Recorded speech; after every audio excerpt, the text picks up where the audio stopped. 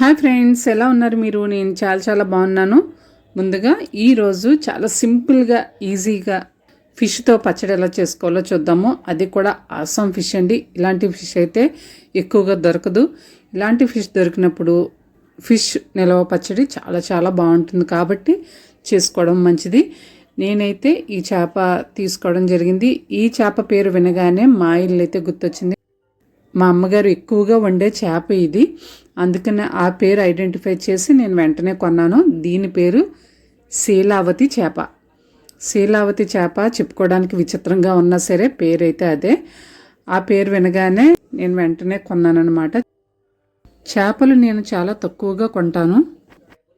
చేప తీసుకోగానే వెంటనే క్లీన్ చేసేసి లైట్గా ఉప్పు కారం పెట్టుకుంటే కూర చాలా టేస్టీగా ఉంటుంది. నేనైతే ఆ ప్రాసెస్ చేశాను. కర్రీ కోసం బయటకు తీసి వండుదాం అనుకునేటప్పటికి నాకు చేపల నిల్వ పచ్చడి చేయాలని అనిపించింది. ఎందుకంటే ఈ చేపలో ఎక్కువగా ముళ్ళు ఉండదు, ఒకే ఒక ముళ్ళు ఉంటుంది.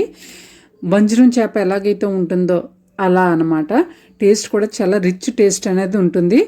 చిన్నపిల్లలు కూడా ఈజీగా తినొచ్చు, అంత బాగుంటుంది. అందుకనే నేను సగం పచ్చడి పెట్టాలి, సగం కర్రీ వండాలని డిసైడ్ అయిపోయాను. ముందుగా 1 చెంచా ఆవాలు, 1/2 చెంచా మెంతుల్ని దోరగా వేయించుకొని 1/2 చెంచా పసుపు కూడా వేసుకొని మిక్సీ చేసుకోవాలి.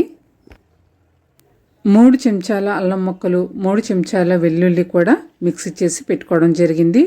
ఇప్పుడు ప్యాన్ పెట్టుకొని కప్పున్నర నూనె వేసుకొని మనం లైట్గా ఉప్పు కారం కలిపి పెట్టుకున్న ముక్కలను వేసుకొని ఫ్లేమ్ లోలో పెట్టుకొని ఫ్రై చేసుకోవాలి. ఈలోగా మన చేపల కూర అయితే చక్కగా గుమగుమలాడుతూ ఉడుకుతుంది. ఇలా పచ్చడి కోసం ఫ్రై అయిన ముక్కలను మరోవైపు తిప్పుకోవాలి. మంట మాత్రం తక్కువగా పెట్టుకొని కుక్ చేసుకుంటే పచ్చడి నిల్వ ఉంటుంది ఎక్కువ రోజులు. ఇలా అన్నీ తిరగేసుకున్న తర్వాత మరలా 2 నిమిషాల పాటు వేగనివ్వాలి. ఈ చేప ముక్కలు చూసారు కదా ఎంత చక్కగా ఉన్నాయో. చికెన్ ముక్కల్లాగా చిన్నగా చక్కగా ఉన్నాయి. పచ్చడికి అయితే చాలా బాగుంటుంది. అమ్మ అయితే ఎప్పుడు పచ్చడి చేయరు, కర్రీనే చేస్తూ ఉంటారు. నాకైతే పచ్చడి చేయాలని అనిపించింది. మా ఇంట్లో పచ్చళ్ళ పిచ్చివాళ్ళు అందరూ.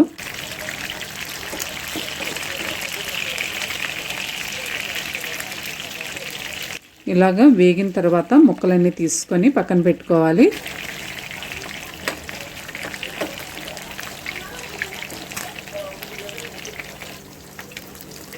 ఒక్కసారి చేపల కూరని చెక్ చేసుకొని మరలా మూత పెట్టుకొని కుక్ చేసుకోవాలి.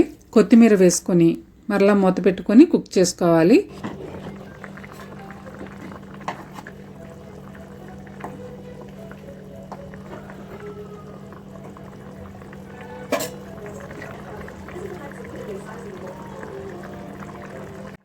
ఈలోగా నూనె వేడెక్కి ఉంది కదా, దీనిలో 3 చెంచాల అల్లం వెల్లుల్లి పేస్ట్ని వేసుకోవాలి. అల్లం వెల్లుల్లి పేస్ట్ వేగిన తర్వాత మనం మిక్సీ చేసి పెట్టుకున్న ఆవాల, మెంతులు, పసుపు ఈ పౌడర్ని వేసుకోవాలి. ఆవాలు, మెంతులు 1/2 చెంచా పసుపు కలిపి మిక్సీ చేసి పెట్టుకున్నాము. ఇప్పుడు 1/2 కప్పు కారం, 2 చెంచాల సాల్ట్, 1 చెంచా జీలకర్ర, 1/2 కప్పు వెల్లుల్లి రెబ్బలు, 1 చెంచా నిమ్మ ఉప్పు, అలాగే 1 చెంచా గరం మసాలా వేసుకొని మరింత ఆయిల్ని యాడ్ చేసుకోవాలి. ఫిష్ పచ్చడి కూడా నూనె ఎక్కువగానే పడుతుంది కాబట్టి మరలా నేను కొద్దిగా ఆయిల్ యాడ్ చేయడం జరిగింది. ఇలా వేసిన తర్వాత బాగా కలుపుకోవాలి. ఈ పచ్చడి ఫిష్ కర్రీ ఇష్టం లేని ప్రతి ఒక్కరూ లొట్టలు వేసుకుంటూ తింటారు, అంత టేస్టీగా ఉంటుంది. ఈ చేప ప్రత్యేకత ఆ పచ్చడికి ఇంకా టేస్ట్ని ఇస్తుందన్నమాట. ముళ్ళు ఉండవు, అసలు ఒకే ఒక్క ముళ్ళు ఉంటుంది, పెద్ద ముళ్ళు, మెయిన్ ముళ్ళు. కాబట్టి ఈ చేప ఎక్కడ దొరికినా ఎప్పుడు మీకు అవైలబుల్గా ఉన్నా ఇలా పచ్చడి పెట్టుకోండి, చాలా బాగుంటుంది. ఇలా బాగా కలిపి పెట్టుకున్న తర్వాత ఒక పూట ఆగి అన్నంలో వేసుకొని తింటే చాలా టేస్టీగా ఉంటుంది. తప్పకుండా ట్రై చేయండి.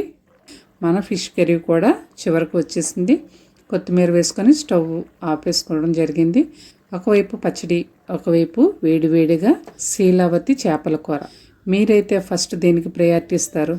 మా ఇంట్లో అయితే పచ్చడి వేసుకోవడానికే ఇంట్రెస్ట్ చూపుతారు. కానీ ఈ పచ్చడి కనీసం ఒక పూటైనా నానితే చాలా రుచిగా ఉంటుంది. మరి ఇంకెందుకు ఆలస్యం? ఈ వీడియో మీకు నచ్చినట్లయితే లైక్ చేయండి, షేర్ చేయండి. మరిన్ని వీడియోస్ కోసం సబ్స్క్రైబ్ చేసుకోండి మన ఛానల్ని. ఆరోగ్యంగా ఉండండి, ఆనందంగా ఉండండి.